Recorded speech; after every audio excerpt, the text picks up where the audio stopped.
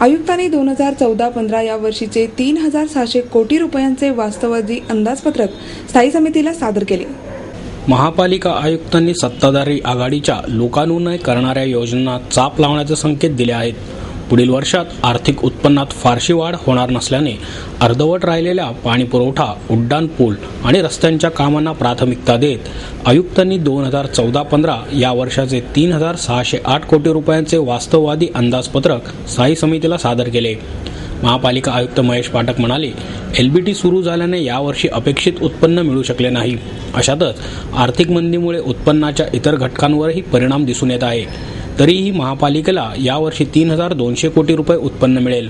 दरवर्षीप्रमाणे यामध्ये 10 ते 15% वाढ अपेक्षित धरून अंदाजपत्रक तयार केले आहे. शहरात यापूर्वीच्या अनेक प्रकल्पांची कामे सुरू आहेत. त्यामध्येही पाणीपुरवठा योजना, उड्डाण पूल, रस्ते आणि भवनरचना विभागाकडून नाट्यगृहांची कामे सुरू आहेत. ही कामे पूर्ण करण्यासाठी 400 कोटी रुपयांहून अधिक निधीची गरज आहे. तसेच भामा आस्केड पाणीपुरवठा योजना, वडगाव जलशुद्धीकरण केंद्र, पर्वती जलशुद्धीकरण केंद्राची कामे मोठी आहेत. यासाठीही निधी लागणार आहे. मागील काही वर्षांपासून सुरू असलेले प्रकल्प या वर्षात पूर्ण करण्यासाठी कुठलेही नवीन काम सुचवलेले नाही. उत्पन्नाची बाजू पाहता वास्तववादी अंदाजपत्रक तयार केले आहे. यामध्ये भांडवली कामांसाठी 1,591 कोटी रुपयांची तरतूद केली आहे. लोकप्रतिनिधींनी ही वास्तविकता स्वीकारून केवळ प्रभागाचा विचार न करता संपूर्ण शहर डोळ्यासमोर ठेवून स्थायी समितीचे अंदाजपत्रक सादर करावे, असे आवाहन महापालिका आयुक्त महेश पाठक यांनी केले. याप्रसंगी स्थायी समिती अध्यक्ष विशाल तांबे, महापौर चंचला कोदरे, उपमहापौर बंडू गायकवाड, विरोधी पक्षनेता अरविंद शिंदे, सभागृह नेता सुभाष जगताप, मनसेचे गटनेते वसंत मोरे, शिवसेनेचे गटनेते अशोक हरणावळ उपस्थित होते.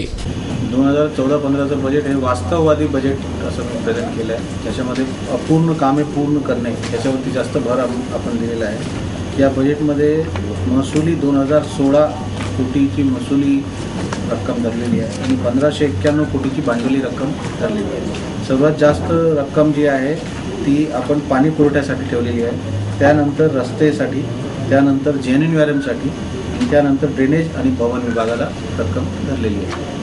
एकूण 3608.20 कोटीचा बजेट आहे आणि गेल्या वेळेला 3605.20 कोटी असा बजेट होता. म्हणून आपण जास्त वाढवला नाही ना बजेट.